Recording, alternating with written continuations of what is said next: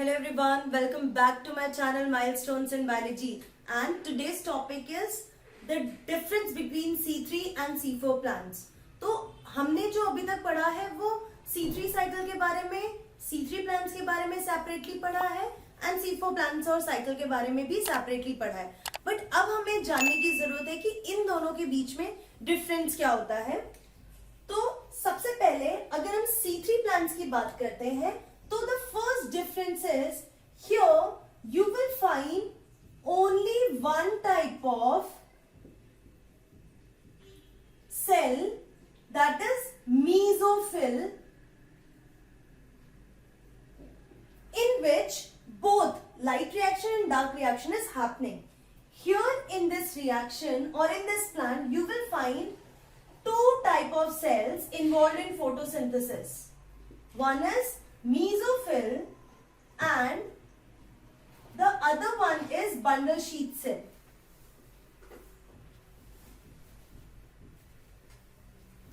Then if we talk about the chloroplast, it is having monomorphic chloroplast. जो कि mesophyll में होता है, एक ही टाइप का क्लोरोप्लास्ट होता है, and that chloroplast is having granular organization,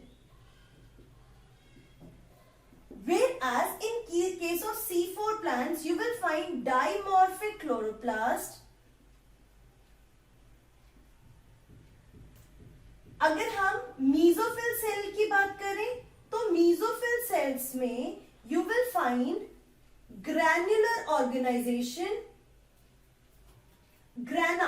आप इससे ग्रेना ऑर्गेनाइजेशन, यहां पे भी ग्रेना ऑर्गेनाइजेशन और granular organisation, whereas in bundle sheath cell you will find a granule organization, that is why dimorphic.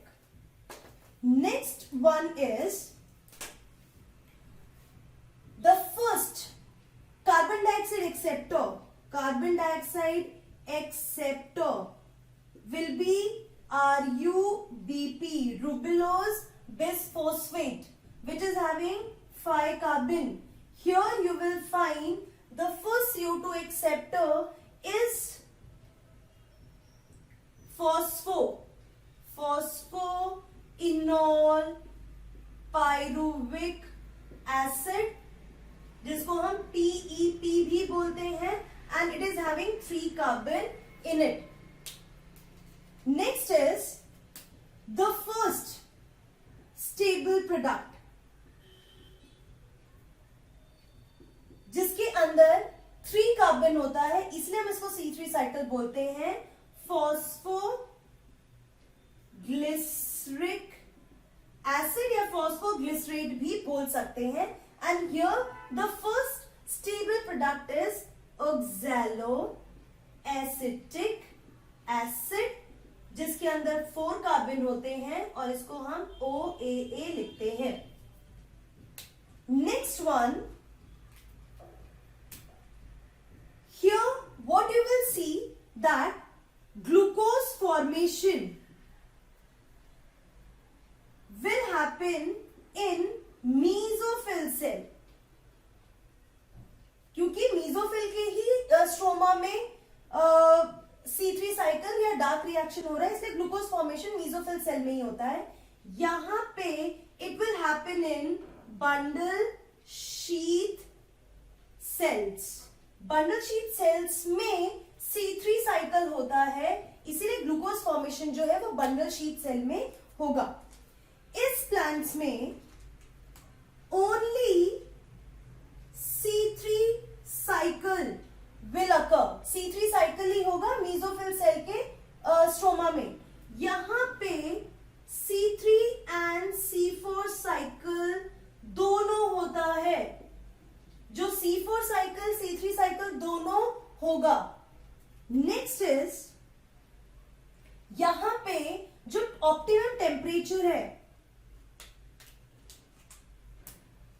Optimum temperature optimum temperature is 10 to 25 degree Celsius. ठीक है, इतने temperature पे C3 साइकिल होता है, उन प्लांट्स में होता है। एंड यहाँ पे ऑप्टिमम टेम्परेचर जो है वो 30 to 45 डिग्री सेल्सियस वाले प्लांट्स में होता है। जो प्लांट्स इस ऑप्टिमम टेम्परेचर पर रहते हैं उनमें C4 साइकिल होगा। नेक्स्ट, अगर हम एटीपी यूटिलाइजेशन की बात करें, सो टोटल एटीपी जो होता है वन ग्लूकोज मॉलिक्यूल के लिए it is 18 ATP which is utilised, whereas in case of C4 plants total is 30 ATP। क्योंकि 30 कैसे हुआ, 18 ATP यूज होता है C3 साइकिल में एंड 12 ATP यूज होता है C4 साइकिल में। तो total it is 18 plus 12 it is 30 ATP। Next one is, यहां पे कार्बोक्सिलेशन जो प्रोसेस होता है वो सिर्फ एक बार होता है। कहां पे, जब CO2 को RuBp एक्सेप्ट करता है, बस वहां पे एक बार ही कार्बोक्सिलेशन प्रोसेस होता है। यहां पे 2 बार कार्बोक्सिलेशन प्रोसेस होगा। कब, जब पहली बार CO2 को PEP एक्सेप्ट करता है एंड सेकेंड बार CO2 को बंडल शीट सेल में RuBp एक्सेप्ट करता है। तो यहां पे C4 पाथवे में 2 बार कार्बोक्सिलेशन हो रहा है, यहां C3 प्लांट्स में सिर्फ एक ही बार कार्बोक्सिलेशन होगा। Next important thing is, let me right over here, high photorespiration, and here the respiration will be, photorespiration will be low. The reason is, जो पहली बात तो फोटो रेस्पिरेशन क्या होता है, photo respiration it is the respiration which occurs in the presence of light. ठीक है, तो ये क्यों होता है, आपको पता है कि जो रुबिस्को एंजाइम है, रुबिस्को एंजाइम कार्बोक्सिलेशन ऑक्सीजनेशन दोनों प्रोसेस करता है। अगर CO2 का कॉन्सेंट्रेशन इस एंजाइम के पास ज्यादा हुआ तो क्या होगा, ये ज्यादा कार्बोक्सिलेशन करेगा, और अगर ऑक्सीजन का कॉन्सेंट्रेशन रुबिस्को एंजाइम के पास हुआ तो वो रेस्पिरेशन प्रोसेस करेगा। तो C3 प्लांट्स में क्या होता है कि मीजोफिल सेल्स के अंदर ही लाइट रिएक्शन और डार्क रिएक्शन दोनों हो रहा है। तो लाइट रिएक्शन में जो ऑक्सीजन रिलीज होता है वो डार्क रिएक्शन में ग्लूकोज जो बनता है उसको ऑक्सीडाइज इजीली कर सकता है। तो यहां पे फोटो रेस्पिरेशन ज्यादा होगा। But when we talk about C4 plants, उनके केस में क्या होता है, मीजोफिल सेल में लाइट रिएक्शन होगा जिसमें ऑक्सीजन रिलीज होगा और वो एनवायरमेंट में डिफ्यूज हो जाएगा। Whereas जो C3 साइकिल होता है, ग्लूकोज जो बनता है वो बंडल शीट सेल में बनता है, और बंडल शीट सेल में ऑक्सीजन नहीं होता क्योंकि लाइट रिएक्शन का ऑक्सीजन रिलीजिंग फेज जो होता है वो बंडल शीट सेल में नहीं होता।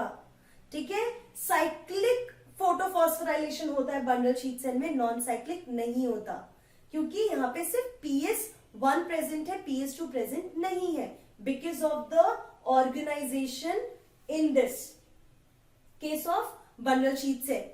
तो यहां ऑक्सीजन नहीं होता, तो यहाँ पे रुबिस्को एंजाइम के पास, बंडल शीट सेल में रुबिस्को एंजाइम के पास कॉन्सेंट्रेशन CO2 का ज्यादा होता है, उसकी वजह से फोटो रेस्पिरेशन लो होगा, फोटोसिंथेसिस कार्बोक्सिलेशन प्रोसेस ज्यादा होगा। Next very important is C4 plants में एक स्पेशल टाइप की लीफ एनाटॉमी होती है, leaf anatomy which is special type cranes anatomy. Krebs anatomy means a ring-like structure which is present around the vascular bundle.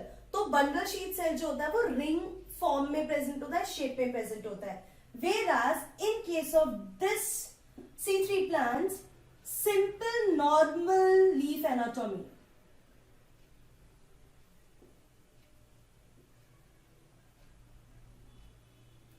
So these are the basic difference between C3 and C4 plants which you should not forget. You have to remember this. Screenshot ले लो अपनी notebook में, बहुत अच्छे से इसे point wise mention कर सकते हैं. अगेन आई एम रिपीटिंग, यहाँ पे सिर्फ एक ही टाइप का सेल है जिसमें फोटोसिंथेसिस हो रहा है, दैट इज मेसोफिल सेल, और इसी में लाइट एंड डार्क रिएक्शन दोनों होता है. इसीलिए इनके केस में फोटो रेस्पिरेशन हाई है. वेराज इन C4 प्लांट्स दो डिफरेंट टाइप के सेल्स के अंदर, सेल्स के क्लोरोप्लास्ट के अंदर फोटोसिंथेसिस होता है, इसीलिए यहाँ पे जो फोटो रेस्पिरेशन है वो लो है. मोनोमॉर्फिक क्लोरोप्लास्ट एक ही टाइप का ग्रैनुल ऑर्गेनाइजेशन वाला क्लोरोप्लास्ट होता है मेसोफिल सेल में, वेरएज यहाँ पे डाइमॉर्फिक है, ग्रैनुल ऑर्गेनाइजेशन मेसोफिल सेल्स में दिखेगा और एक ग्रैनुल जो है वो बंडल शीथ सेल में दिखेगा.